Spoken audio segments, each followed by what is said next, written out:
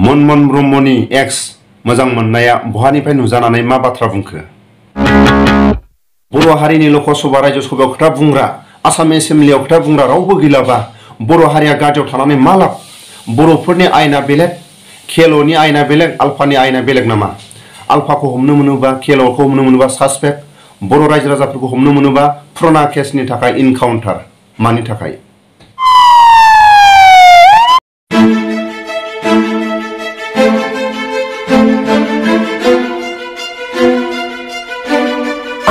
रौथायाव आखाइजों बानायनाय बमा खुबैनानै गाग्लोबनो नाजानाय जाथाय। भिडिअनि फुटेजाव नायनानै एसेबा बुजिखाबाय जानो हागौ, थाम्बनेलाव थानाय बायदि बुजिखाबाय जानो हागौ। आंनि चेनेलनि नायगिरि गेदेरमा रायजो राजा, दिनैनि समाव आं फोरमायो, बर' हारिनि थाखाय आयेना आसाम सरकारनि आयेन, भारत सरकारनि आयेना बर'नि थाखाय आलादा नामा? मालाबा समाव आल्फाखौ हमनो मोनोबा सासपेक्ट, मालाबा समाव केल'नि मानसिखौ हमनो मोनोबा सासपेक्ट। बर' हारिनि जिखुनु जाया सोरबा गोजाम केसनि सायाव दिनैसिमबो इनकाउन्टार। मानि थाखाय? जायफोर दायनिगिरि केल'नि बिथांमोना उदालगुरि जिल्लानि सिङाव एख्राबारि होननाय जायगायाव मैयानि थांनाय सानाव जेरैबायदि आसाम निउस बर'नि मिडियाफोरनि गेजेराव बेरखांदों, नुदों, बेबायदि समाव सानैसो मानसिफोरखौ केल'नि जायफोर केडारफोरखौ हमनो मोनदों सासपेक्ट। आसाम पुलिस, आसाम सरकारनि सायाव सासपेक्टसो थायो नामा? केल'नि माखासे सोद्रोमाफोरखौ हमोबा, सोरबा आल्फानि सोद्रोमाफोरखौ मालाबा समाव हमनो मोनोबा सासपेक्ट। नाथाय बर' मानसिफोरखौ हमोबा थांखांनाय, गारबोखांनाय माखासे केसफोरखौ बुरखां इनकाउन्टार। मा बेलाय आयेनालाय? बेफोरखौ जुदि बुंनो हायाब्ला बिटिआरनि दैदेनगिरिफ्रा, जुदि आसाम एसेम्ब्लि, रायजो सभा, लकसभायाव जुदि फंसेबो बुंनो हायाब्ला, बेबायदिखौ मानो जोंनि बर' दैदेनगिरिफ्रा, मानो जेरै रोंगोरा इउजि ब्रह्म माखासे आसाम एसेम्ब्लिफ्राव फंसे बेबायदिखौ जुदि बुंनो हायाब्ला, आसाम सरकारखौ बेबायदिखौ बुंनो हायाब्ला, बिथांमोना रायजो राजाफोरनि खाथियाव मा खोथा बुंदोंमोन? रोंगोरा सार, इउजि सारमोनहा जेरैबायदि नारा नाथा लकसभा रायजो सभायाव थांनो थाखाय बयखौबो रायजो राजाफोरखौ आर'ज गाबोबाय, रायजो राजाफोरखौ जेरैबायदि रायजो राजाफ्रा रायजो सभायाव थाङोबा, लकसभायाव थाङोबा बर' हारिनि थाखाय, बिर जोहोलावफोरनि थाखाय गारबोनाय माखासे केसफोरनि सायाव बर'फोरनि माखासे बिटिआर एकर्डखौ जाफुंसार होनो हागोन होननानै बिथांमोनखौ रायजो सभा, लकसभा, आसाम एसेम्ब्लियाव रायजो राजाफ्रा दैथायहरदों। नाथाय जों दिनैनि समाव रावखौबो नुवा। आसाम एसेम्ब्लियावबो फंसेबो बुंनो हाया बर'नि माखासे इनाय, माखासे गारबोनाय दायफोरनि थाखाय माखासे सासपेक्ट केसफोराव गावथारजानाय, आल्फानि मानसिया हमजायोबा मानो सासपेक्ट, केल'नि मानसिफ्रा हमजायोबा मानो सासपेक्ट, बेबायदिखौ आसाम पुलिस, आसाम सरकारा मानो बेबायदि माइगाब जुजाय? बेफोरखौ जुदि जोंनि बर' लिडारफ्रा जुदि फंसेबो आसाम एसेम्ब्लियाव बुंनो हायाब्ला, लकसभा रायजो सभायाव जुदि फंसेबो बुंनो हायाब्ला, बिथांमोना गादियाव थानानै मा लाब? गादिनिफ्राय बिथांमोना फैफिननाया साबसिन जागोन। फंसेबो जुदि बुंनो हायाबा बिथांमोना ओंखारनानै फैफिननाया मोजांसै। थख' जुदि बुंनो गोरोंफ्रा बुङोब्ला, जेब्ला हेमन्त सारा हमजानो गोनां, जेल जानो गोनां, बेबायदि कंग्रेसाव थानानै माखासे गावनि हाजार कौटि केलेंकारि, माखासे सारादा बेंकनि माखासे केलेंकारि, बेफोरनि दायनि थाखाय जेल जानो गोनाङानो बिजेपि सरकाराव फैनानै बिथांनि जेल जानो गोनाङानो दिनै खबरानो गैला। अब्ला जोंनि बर' लिडारफ्रा, जोंनि जोबथेसालियाव थानायफ्रा जुदि गाबोननिफ्राय बिजेपि सरकारजों बयबो जोबथेसालियाव थाग्रा न'खर गासैबो एक्स एनडिबिफ्रा साफ्रोमबो दायनिगिरिफ्रा जुदि बिजेपि सरकारजों जुदि हेफाजाब होयोबा उदां जागोन ना जाया? जेलनिफ्राय उदां जागोन ना जाया? बेफोरखौ सोंनो हागोन ना हाया? रोंगोरा सार, इउजि ब्रह्ममोना सोंनो हागोन ना हाया? प्रमद बर'आ सोंनो हागोन ना हाया? जोबथेसालियाव थानाय साफ्रोमबो केस गोनां मानसिफ्रा, साफ्रोमबो बर' जोहोलावफ्रा बिजेपि सरकारजों जुदि हेफाजाब होयोबा डिआर नाब्ला सारखौ लानानै साफ्रोमबो एनडिएफबिनि केडारफ्रा गगोना गवा? बेखौ सोंनो हागोन ना हाया? जुदि नोंथांमोना जुदि सोंनानै जुदि बेबायदि आयेनखौ जुदि पास खालायनानै बर'नि आयेनाबो उदां जानांगौ। हेमन्त सारा जुदि बिजेपि सरकाराव फैयामोनब्ला जेल जागौमोन, कंग्रेसाव थानायमोनब्ला दिनै जोबथेसालियाव थागौमोन। बेफोरबायदि आयेनखौ दिनै रोखा रोखा नुसेयाव मानो सोंनो हाया? मानो सोंनो हाया? बेफोरबायदि माखासे आयेननि सायाव आं बुंनायाव माबाफोर आंनि गोरोन्थि जादोंब्ला साफ्रोमबो राजखान्थि दैदेनगिरिफोरनि खाथियाव, साफ्रोमबो माखासे नेताफोरनि खाथियाव बिजेपियानो जा, कंग्रेसआनो जा, गुबुन गुबुन दोलोआनो जा आखाइ खबजोबनानै आं निमाहा बियो होननानै आं सानो। बिथाङा नाना माना पेन्ट फिसा गानग्रामोन होनना मिथिगौ। बे हाफ पेन्ट गाननानै बेरायग्रामोन बियो मनमोहन ब्रह्मआ। दा नै बेबायदि हाफ पेन्ट गाननानै बेरायग्रा मानसिया दिनै बर' हारिनि जारिमिनखौ मा बुंनो लुबैदों बे? दिनै जोंनि मानगोनां माबा मावलांदोंना अनजालि आब'आ माबा नेरसोन दङना अनजालि आब'नि बिथाङा बिखा बुयै बुयै बुंदों आं सासे बर' बिमा, आं सासे बर' बिमा होननानै। गनायनानै लानो हागोन ना सासे बर' बिमाखौ सोरबा हान्जानि मानसिफ्रा माखासे पेन्ट फिसा गानग्रा बर' बिमाखौ बेलेग रावजों राय, सोरबा मनमोहननि माखासे जुदि गोरोन्थि नुदोंब्ला बेलेग पइन्टजों राय, नाथाय माखासे बर' बिमाखौ गाननाय जोमनायजों दा बखि, राजनितिखौ बेलेग पइन्टजों बुं। बर' बिमाखौ माखासे ड्रेस गाननायनि सायाव, पेन्ट फिसा फिसा गाननायनि सायाव लाजिनांगौ।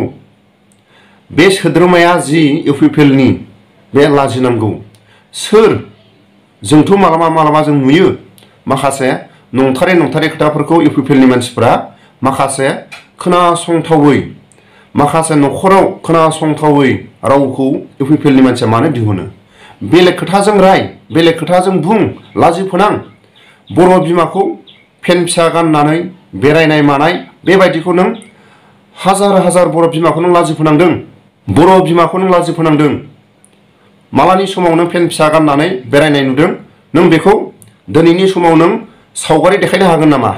आसि थुनानै नों देखायनो हागोन नामा? मालानि समाव खैथायाव बेसे टाइमाव पेन्ट फिसा गाननानै बेरायनाय? जानांगौ नोंनि साइज बाइसाव नुनानै गोदो मनमोहनखौ नोङो गोसो थैयोमोन खोमा, बा नोंनि गोसो गोरबोआव मनमोहनखौ मोनोबा हाबा लानो गोसो दंमोन खोमा नों। बेबायदिनि थाखाय नों बेबायदि खोथाखौ बुंदों। बर' बिमाखौ नों बेबायदि बुंनायनिफ्राय जिखुनु जाया समाव सोरबा बर' बिमाया जुदि माबाफोर गोरोन्थि मावोब्ला बेलेग पइन्टजों राय। मनमोहननि गोरोन्थि बुंनायाव जोंहा बुंनांगौ जेबो अधिकार गैया, नाथाय बर' बिमाखौ बेबायदि पेन्ट फिसाजों रुजुनाया गनायथाव नङा। नों इउपिपिएलनि जुदि सोद्रोमाबा इउपिपिएलनि मानसिफ्रा बेबायदि रावखौ गनायनो हागोन ना हाया? बे राव बुंनायनिफ्राय एक्सेप्ट खालायनानै बिथांखौ इउपिपिएलनि माखासे जेरैबायदि आयेन बायदि, समाजनि आयेन बायदि बिथांखौ जाहाथे बेबायदि बुंनायनिफ्राय जानगाराव दोननो हागोन ना हाया? फैबाय थानाय समाव बेबायदि बुंनायनिफ्राय बिथांखौ जानगार खालायनो हागोन ना हाया?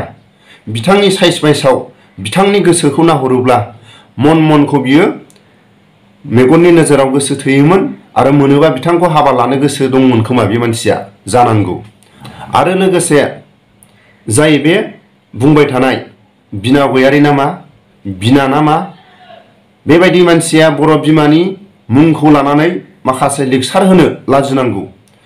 इउपिपिएलनि बिमा नामा, ना इउपिपिएलनि बर' समाजखौ जेरैबायदि नंखाय राव बुंनानै बेबायदि माखासे इलेक्सन टाइमाव खोथा होनाया लाजिनो रोङाखै बियो? थांनाय इलेक्सनाव जेरैबायदि खोथा बुंदोंमोन माखासे महिलाफोरनि सायाव, समाजनि सायाव, आं बर' बिमाया मालाबाबो थगायनो रोङा, माखासे अनेक खोथा बुंदोंमोन बियो। बर' बिमाया बा बर' हारिया मालाबाबो थगायफेरनो रोङामोन आरो बर' बिमाया मालाबाबो थगायफेरनाय खुगायाव राव गैफेरामोन। नाथाय इउपिपिएलनि बिना गयारि नामा बे गिबि बर' हारिखौ थगायनानै जेरैबायदि महिला कमिटिफोरखौ 2 लाख होगोन, 1 लाख होगोन, बेबायदि माखासे नंखाय राव बुंनानै महिलाफोरनो माखासे अनुदान, जायफोर दुखियाफोरनो माखासे जोंनि सरकार फैयोबा जों 6 मासावनो दुखियाफोरखौ जों नायगोन मागोन होननानै बेबायदि नंखाय राव बुंनाया बर' बिमानि खुगायाव बेबायदि रावा गनायथावना? बर' बिमा होननानै गनायनो हागोन ना?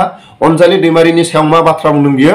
नों जेब्ला महिलाफोरनि बा आबोबनि जेब्ला नोङो सोमावसारनायाव, आबोबनि सोमावसारनायाव अबे लखबाव सानसे नों ओंखाम मोनजायै नों लखबाव जिरायनानै थानो गोनां जादों, बेखौ बुंनो हागोन ना नोङो?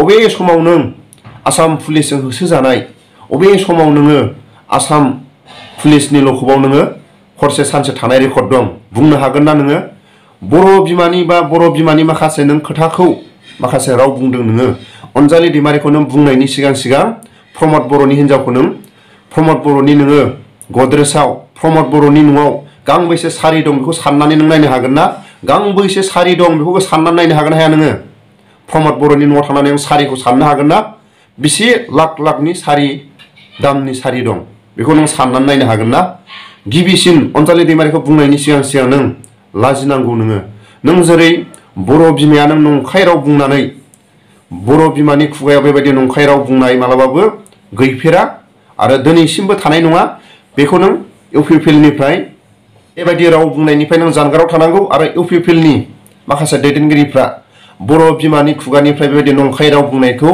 जानगार खालायनांगौ मालाबाबो बर' समाजाव बर' बिमाया मालाबाबो नंखाय राव बुंनाय थानाय नङा आरो अराय समबो थानाय नङा बेबायदि मानसिखौ इउपिपिएलनि दैदेनगिरिफ्रा बेबायदि लाजिनो सोलोंनांगौ नों 6 मासल' टाइम बिदोंमोन इउपिपिएलनि सरकारा जुदि फैयोब्ला बर' बिमाफोरनि गोदोनायाव सना रिदि रिदां बर' बिमाफोरनि गाननाय जोमनायफ्रा सोलायजोबगोन बर'फोरनि माखासे महिलाफोरनि कमिटिफ्राव 2 लाख 1 लाख आं अनुदान हरगोन बोरो माथो नों जेबो साइकेल गंसेबो दुखिया मानसिनो होनाय रेकर्डआनो गैया गयारिखौ आं खावलायो बेबायदि स्टेजाव बुंनायनिफ्राय जानगाराव थानांगौ आरो हायोब्ला सम दंब्ला राकेश ब्रह्मनि खिथु खिथु थांनानै नोङो राकेश ब्रह्मनि माखासे आर'नाइ सोनाय बिबार माला सोनायखौ नों लाग्रा जा बेखौसो आं खावलायो राकेश ब्रह्मनि बिबार माला आर'नाइ सोनायखौ रायजो राजाफ्रा सोनायखौ नों लाग्रा जा बर' बिमानि खुगायाव नंखाय राव बुंनाय सोरखौबा लाजि फोनांनाय बेबायदि